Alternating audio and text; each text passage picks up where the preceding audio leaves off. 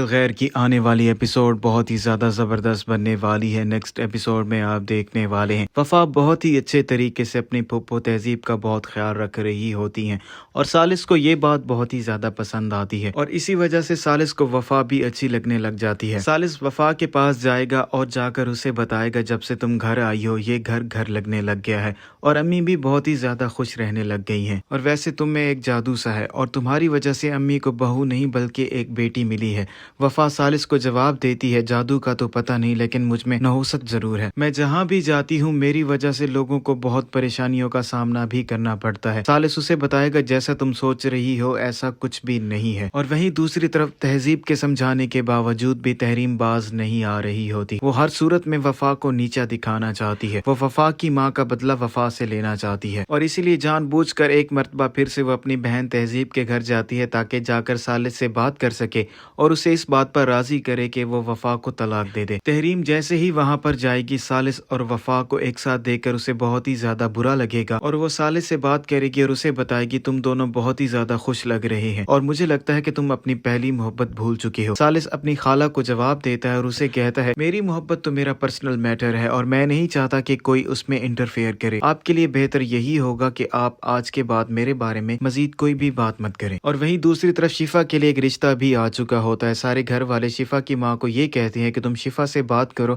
اور اسے اس بات پر راضی کرو، رشتہ بہت ہی اچھا ہے۔ شفا کی ماں شفا سے بات کرنے کے لیے جائے گی اور اسے بتائے گی تمہارے لیے رشتہ آیا ہے اور رشتہ بہت ہی اچھا ہے، ہم چاہتے ہیں کہ تم بھی اس رشتے کے لیے ہاں کر دو۔ اپنی ماں کی یوں رشتے والی بات سنتے ہی شفا کو بہت ہی زیادہ غصہ آتا ہے اور اپنی ماں کو جواب دیتی ہے میں نے آپ سے کتنی دفعہ کہا ہے میں ابھی شادی نہیں کرنا چاہتی۔ شفا اپنی ماں کے ساتھ بہت ہی زیادہ بدتمیزی کر رہی ہوتی، اتنی دیر میں فرجاد بھی وہاں پر پہنچ جاتا ہے اور شفا کو بدتمیزی کرتے ہوئے دیکھ لیتا ہے۔ وہ اپنی بہن شفا کو بدتمیزی کرتے ہوئے دیکھ لیتا ہے اور شفا سے کہتا ہے یہ امی سے تم کیسے بات کر رہی ہو اور جو رشتہ تمہارے لیے آیا ہے میں اس لڑکے کو جانتا ہوں، بہت ہی سلجھا ہوا اور بہت ہی اچھا لڑکا ہے، تمہیں اسے شادی کر لینی چاہیے۔ شفا پہلے ہی بہت ہی زیادہ غصہ ہوتی ہے اور فرجاد کو جواب دے گی اگر آپ کو بہت ہی زیادہ شوق ہے تو آپ خود شادی کیوں نہیں کر لیتے، یا ابھی تک آپ اس وفا کے انتظار میں بیٹھے ہوئے ہیں۔ فرجاد کو اپنی بہن کی بات پر بہت ہی زیادہ غصہ آتا ہے اور اسے وہ ڈانٹ دیتا ہے۔ تحریم کو بھی یہ ساری باتیں معلوم ہو جائیں گی اور تحریم اسی موقع کا فائدہ اٹھانا چاہتی ہے،